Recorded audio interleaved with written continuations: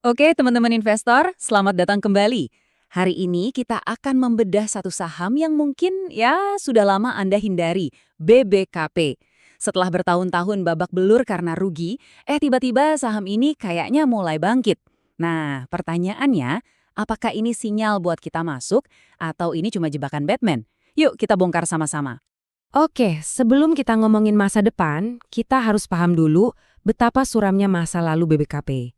Ini bukan cuma bank yang lagi sakit biasa ya. Selama bertahun-tahun, kalau dengar nama BBKP, yang kebayang ya kerugian finansial yang gila-gilaan. Coba deh bayangin, baru setahun yang lalu, di kuartal pertama 2024, laporan keuangan mereka itu merahnya pekat banget, minus 827 miliar rupiah.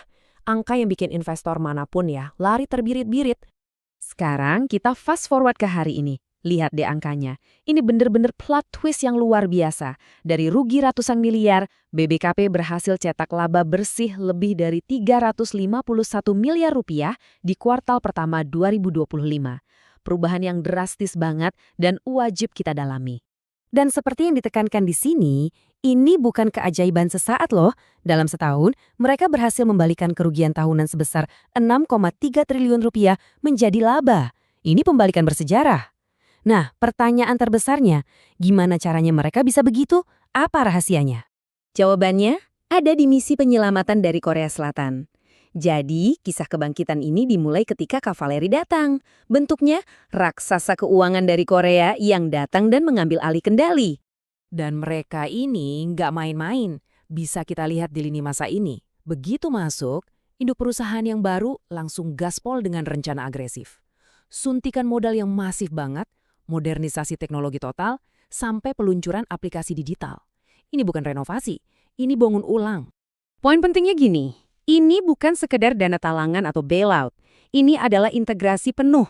BBKP sekarang jadi bagian dari ekosistem salah satu grup keuangan terbesar di Korea Selatan. Artinya, mereka punya akses ke sumber daya dan keahlian kelas dunia. Oke, dengan dukungan segede itu, yuk kita lihat skenario optimisnya. Kalau Anda seorang bull di saham ini, apa aja sih peluru yang Anda punya? Apa saja tanda-tanda positif yang bisa jadi dasar keyakinan Anda? Tanda positif pertama, dan ini penting banget, adalah target manajemen untuk terus menaikkan rasio kassa mereka. Kelihatan kan di grafik ini?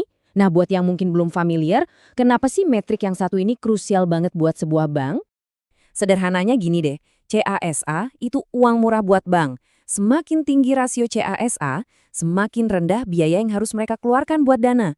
Artinya apa? Ya artinya margin keuntungan dari setiap pinjaman yang mereka kasih jadi lebih tebal. Inilah fondasi dari profitabilitas yang sehat dan berkelanjutan. Jadi, kalau kita rangkum ya bull case-nya, ada dukungan penuh dari induk raksasa, transformasi digital yang jalan terus, fokus ke kredit yang lebih berkualitas, dan ada potensi margin keuntungan yang makin oke. Kombinasi ini jelas jadi argumen yang sangat kuat bahwa BBKP bukan cuma pulih, tapi siap buat ngebut. Tapi, Aits, jangan seneng dulu. Sebagai mentor Anda, tugas saya adalah menunjukkan dua sisi mata uang. Setiap investasi, apalagi cerita turnaround kayak gini, pasti ada resikonya. Dan untuk BBKP, ada satu gajah di dalam ruangan yang nggak bisa kita pura-pura nggak lihat. Setelah dengar semua yang bagus-bagus tadi, investor yang cerdas pasti langsung bertanya dalam hati. Jadi, apa dong masalahnya? Apa yang gue lewatin? Nah, pertanyaan inilah yang membedakan investor sukses dari yang cuma ikut-ikutan.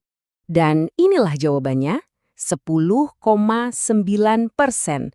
Angka ini adalah rasio NPL atau Non-Performing Loan.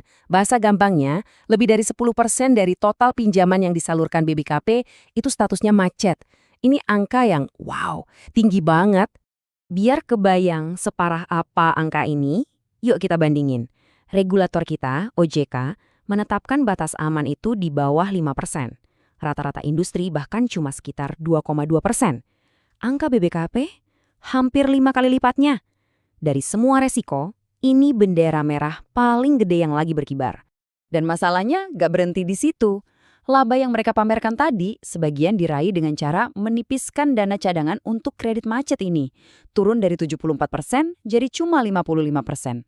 Ini kayak kita lagi jalan di atas tali, tapi jaring pengamannya sengaja kita lepas biar lebih enteng. Memang bikin lebih ringan. Tapi risikonya jadi jauh lebih besar kalau kita sampai kepleset. Jadi kita punya dua narasi yang bertolak belakang. Di satu sisi ada kisah pembalikan yang sangat menjanjikan. Di sisi lain ada bom waktu NPL yang bisa meledak kapan saja. Nah sekarang yuk kita lihat gimana pasar menilai dilema ini dan apa artinya buat valuasi sahamnya. Kalau Anda ngarep saham ini murah, siap-siap kecewa. Dengan PB ratio 1,5 kali, BBKP dihargai lebih mahal dari BDMN. Padahal profitabilitasnya atau ROI-nya jauh di bawah. Ini ngasih tahu kita satu hal penting, pasar tuh udah optimis banget dan udah membeli cerita pemulihan ini di depan. Pertanyaannya, jangan-jangan optimismenya udah berlebihan? Tapi, buat para analis yang percaya dengan ceritanya, mereka melihat masih ada ruang kenaikan yang signifikan. Beberapa bahkan berani pasang target harga di level Rp100, yang artinya ada potensi untung lebih dari 40% dari harga sekarang. Imbalan yang sangat menggiurkan kalau risikonya bisa dikelola. Nah, ini bagian pentingnya. Kalau Anda memutuskan untuk memasukkan BBKP ke dalam watchlist, jangan cuma lihatin harga sahamnya naik turun. Pantau metrik-metrik kunci ini. Apakah NPL-nya terus turun? Apakah labanya konsisten? Apakah casanya terus tumbuh? Dan nanti, gimana detail rights issue berikutnya? Jawaban dari pertanyaan-pertanyaan inilah yang bakal jadi kompas Anda. Kesimpulannya, BBKP ini pertaruhan klasik. Risiko tinggi, imbalan tinggi. Di satu sisi, ada potensi cuan gede dari cerita turnaround yang didukung raksasa finansial. Di sisi lain, ada hantu kredit macet yang terus membayangi. Proses pemulihannya memang sudah dimulai, tapi pertanyaan untuk portofolio Anda adalah, apakah risikonya sepadan dengan imbalannya? Keputusan, seperti biasa, ada di tangan Anda. Berinvestasilah dengan bijak.